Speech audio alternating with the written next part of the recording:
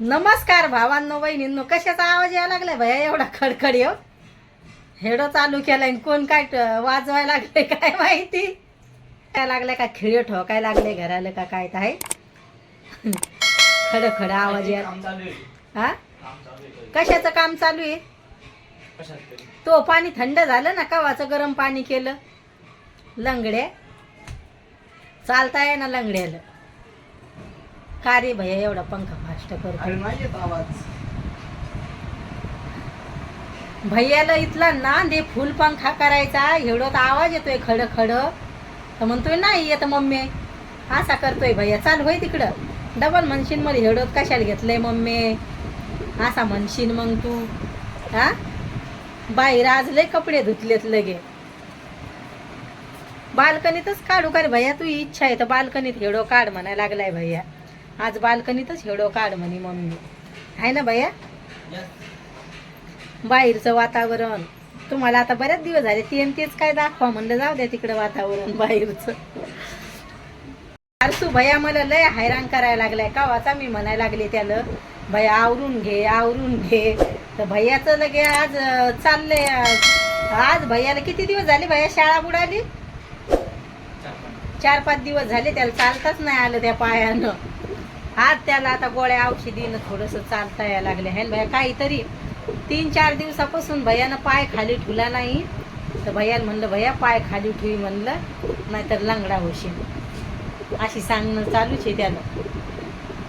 असं झाले भैयाला आता. लय केस उडायला लागलेत पंख्यानं. हे कमी कर म्हणलं होतं भैयाला. भैया तर चाललंय नाही मम्मी नाही मम्मी. अरे तुला एवढंच नाही काय खड भांडे बाय सगळे भांडे झाले भैया पडलेत ते खाली आहे ना. हा म्हणलं उचलले का ना भैयानं?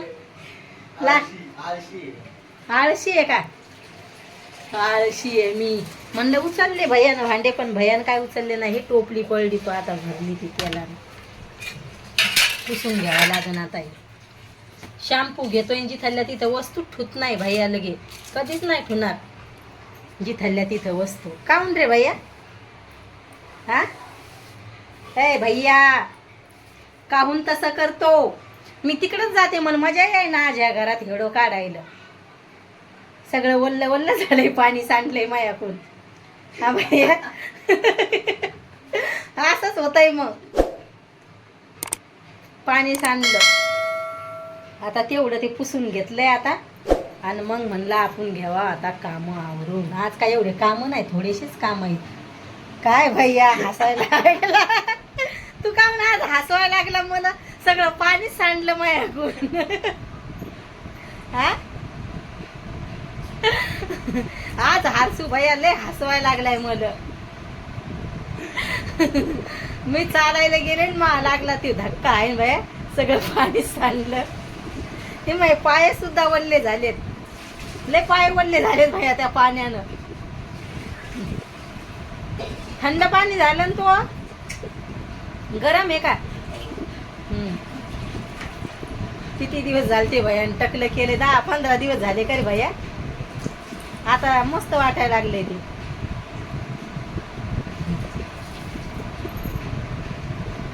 काय भैया हे भैयानं लयच हसवलंय आज. कधी कधी भैयाचे लय नाटके चालू राहते. जेवण पण नाही केलं अजून त्यानं, कधी करतोय काय माहिती. हा जेवण कधी करतो आता? हा पाण्याचा आवाज येईन का? येऊ दे मग, पाण्याचा आवाज येईन तर. तिथं शॅम्पू येते घे. भैयाला लय नाटके चालते भैयाचे कधी कधी. मेहंदी काढली हाताला तर ती राहत ना जास्त दिवस. कसे कोण द्यायला लागलेत का लगेच रंगतील निघून जाती. आता भैयाला मी ते कोण सांगणार आहे? भैया लगेच लावायचा आणि हात धुवून घ्यायचा,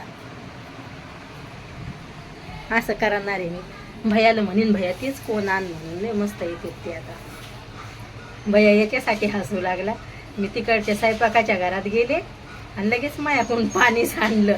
पाणी सांडलं तर भैयाला हसूच आवरलं नाही. म्हणे मम्मी किती पाणी सांडवलंय म्हणे तू म्हणून ते एवढा हसू लागला. असे चालतेत लेकरायचे नाटके. आणि हरसूबाया घरात नसला तर मला करमत नाही. तो घरात असल्यावर मग तोच असतोय थोडा बोलायला चालायला, नाही दुसरं कोणीच नसते मग इकडं बोलायला. असं होते.